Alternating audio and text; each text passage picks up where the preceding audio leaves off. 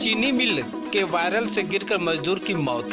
खबर उत्तर प्रदेश के लखीमपुर खीरी से है, जहां श्री राम ग्रुप की डीसीएल चीनी मिल अजबापुर की लापरवाही के चलते एक मजदूर अंतरराम 45 वर्ष पुत्र सुमेर निवासी नया गांव किशोरी की रात 1 बजे वायरल से गिरकर मौत हो गई। मजदूरों ने बताया कि हादसा इतना भयानक था कि वायरल की चारों खिड़की गैस वापसी के कारण फट गई। चीनी मिल प्रशासन ने मजदूर के शव को आनन फानन में घटना स्थल से बिना पुलिस को सूचना दिए ही उठवाकर लखनऊ भिजवा दिया। उसके बाद परिजनों को सूचना दी। लखीमपुर खीरी से हमारे सहयोगी संवाददाता जर्रार खान की रिपोर्ट। सूफी मोहम्मद हसन शाह के कुल शरीफ में उमड़ा जन सैलाब। खबर यूपी के रामपुर से है, जहां मिलक भैसंडी शरीफ स्थित हजरत मोहम्मद हसन शाह के उर्स के मौके पर कुल शरीफ की रस्म हुई। वही हम आपको बता दें कि इसमें हजारों की तादाद में जायरीन ने हिस्सा लिया। सुबह फज्र की नमाज के बाद से ही आसपास के शहरों के अलावा हिंदुस्तान के कोने कोने से जायरीन की आमद हुई। उधर उर्स के मौके पर पुलिस ने सुरक्षा के सख्त बंदोबस्त किए थे। रामपुर से जर्रार खान की रिपोर्ट। भारतीय रेल संघर्ष मोर्चा ने रेलवे स्टेशन पर किया धरना प्रदर्शन। निजीकरण समेत कई अन्य मांगों को लेकर मांग पत्र सौंपा। खबर उत्तर प्रदेश के भदोही से है, जहाँ गोपीगंज नगर के स्थित ज्ञानपुर रोड रेलवे स्टेशन पर भारतीय रेल संघर्ष मोर्चा के राष्ट्रीय अध्यक्ष ईश्वर चंद्र त्रिपाठी के नेतृत्व में धरना प्रदर्शन किया गया। वहीं प्रधानमंत्री के नाम संबोधित ज्ञापन स्टेशन मास्टर मिथिलेश कुमार को सौंपा गया। धरना में भारी संख्या में महिलाएं भी मौजूद रही। इस दौरान रेल के निजीकरण, रेल संपत्ति को बेचने तथा साधारण किराए पर पैसेंजर ट्रेन न चलाए जाने, किराया बढ़ोतरी समेत कई मांगों को लेकर धरना प्रदर्शन करते हुए रेलवे प्रशासन को मांग पत्र सौंपा गया। वहीं धरना में सालिक-राम, अशोक यादव, राम बाबू बिंद, प्रेमराज मिश्रा, मणिलाल समेत बड़ी संख्या में महिलाएं मौजूद रहीं।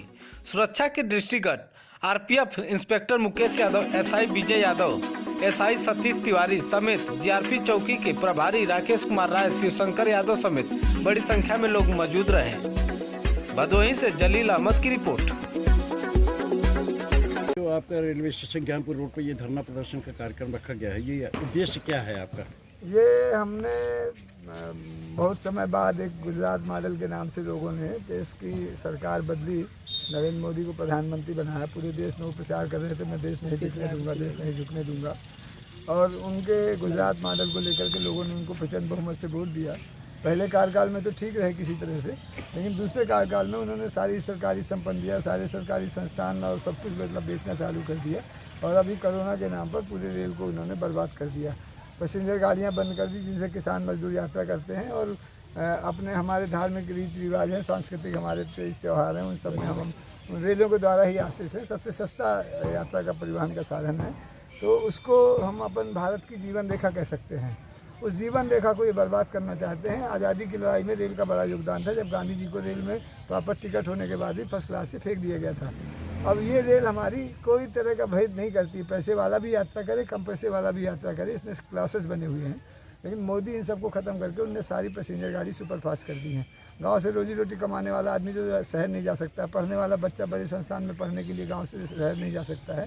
हम बीमार लोग हैं, अगर कहीं इलाज कराने जाना है, बम्बई कैंसर के रोगी हैं तो वो नहीं जा सकते हैं। महिलाओं को राखी बांधने भाइयों को जाना है, माँ बाप को परेशानी है उसकी मदद करने जाना है, तो ये महिलाओं का डब्बा ख़त्म हो गया, नहीं जा सकते। महिलाओं का वृद्धों का कंसेशन इन्होंने बंद कर दिया है। तो जो जन कल्याण के काम सरकार के होते हैं, जनता के पैसे से होते हैं, इनके बाप का नहीं है कुछ भी। तो ये हमने इनको सरकार चलाने के लिए दिया था, बेचने के लिए नहीं है। अब इसमें ये कोरोना ख़त्म होने के बाद भी वही व्यवस्था है, तो उसके खिलाफ हम लोग ये आंदोलन कर रहे हैं। और ये रेल अंबानी अडानी को बेचना चाहते हैं, उनके लिए दलाली कर रहा है ये प्रधानमंत्री। दिखाने के रात इसके कुछ और है, खाने के और हैं। ये जनता को हम बताने के लिए देश के हर स्टेशन में जा रहे हैं, धरना दे रहे हैं, आंदोलन कर रहे हैं, जनता को जागरूक कर रहे हैं। कल हमने सीतामढ़ी, आपका बिहार में है, वहाँ पर धरना दिया था। परसों वहाँ के सारे किसान संगठन आए हमारे साथ में। अभी आज हम इस सीतामढ़ी में हैं। हमने देखा कि ये इतना बड़ा तीर्थ स्थल है, लेकिन यहाँ पर पूरी तरह उपेक्षित है। 10 साल हो गया योगी को भी यहाँ पर सरकार में रहते हुए लगभग, और यहाँ पर कोई व्यवस्था नहीं की। जगदीश सराय एक स्टेशन है, सराय जगदीश, जो बहुत नज़दीक हो सकता है। और वहाँ पर अगर बोर्ड लगा दिए जाएँ स्टेशन में, सीतामढ़ी के लिए, मतलब आप यहाँ से मतलब जो है ट्रेन बदलिए, मतलब जो है यहाँ ठहरिए, यहाँ रुकिए जो है, तो वहाँ से बिल्कुल कम किराए पर ऑटो में लोग माता सीता का वो कर सकते हैं। और सीतामढ़ी के नाम से ट्रेनें भी ये चला सकते हैं। पुष्कर एक तीर्थ स्थल है, ब्रह्मा का एक पूरे देश में एक मतलब जो है दुनिया में मैं नहीं कह सकता हूँ, भारत में। खबर यूपी के चंदौली से है, जहां एक सप्ताह का जागरूकता कार्यक्रम शुरू। पीडीयू नगर के एडीजे 112 अशोक कुमार के निर्देशन में जनपद चंदौली में एक सप्ताह का जागरूकता कार्यक्रम मंगलवार से शुरू हुआ। कार्यक्रम में नुक्कड़ नाटक, एलईडी बैन व नुक्कड़ सभा कर नागरिकों को यूपी 112 की सेवाओं से जागरूक किया गया। टीम का नेतृत्व कर रही एसपी मोहिनी पाठक मुख्यालय यूपी 112 ने बताया कि पुलिस की टीमें नागरिकों को जानकारी दे रही है। केवल झगड़े व मारपीट से ही नहीं बल्कि किसी भी आपात स्थिति में जैसे आग लगने, प्राकृतिक आपदा, मेडिकल इमरजेंसी में भी आप 112 नंबर डायल कर मदद प्राप्त कर सकते हैं। पीडीयू नगर से हमारे सहयोगी संवाददाता सरदार रोशन सिंह की रिपोर्ट। देखें ये रिपोर्ट। क्या मामला हुआ? क्या जी? किस चीज़ का वो हो रहा है? स्टार्ट कर दिया। बारे में बताइए, क्या इसका जो है एडीजी 112 श्री अशोक कुमार सिंह महोदय के दिशा निर्देशन में ये 7 दिवसीय कार्यक्रम आपके चंदौली में और सोनभद्र में 112 के प्रचार प्रसार का चल रहा है, जिसको कि अपर पुलिस अधीक्षक महोदया मोहिनी पाठक मैम लीड कर रही हैं। इसी संदर्भ में चंदौली की टीम को मैं लीड कर रहा हूं और सोनभद्र की टीम को करुणाशंकर कर रहे हैं। आज ये हमारा तीसरा दिन है, तो आज हम लोग को मुगलसराय और जंक्शन और चंदौली और सैयद राजा ये 3 जगह कवर करनी है। इसमें जनता को हम 112 की नई नई जो सेवाएं और इसमें ऐड हुई हैं इस विषय में उनको जानकारी दे रहे हैं और जागरूक कर रहे हैं। इसमें आग लगना या प्राकृतिक आपदा, घरेलू हिंसा, महिला सुरक्षा और ये नाइट एस्कॉर्ट सेवा महिलाओं के लिए जो रात्रि में 10 से सुबह 6 बजे तक दी जाती है।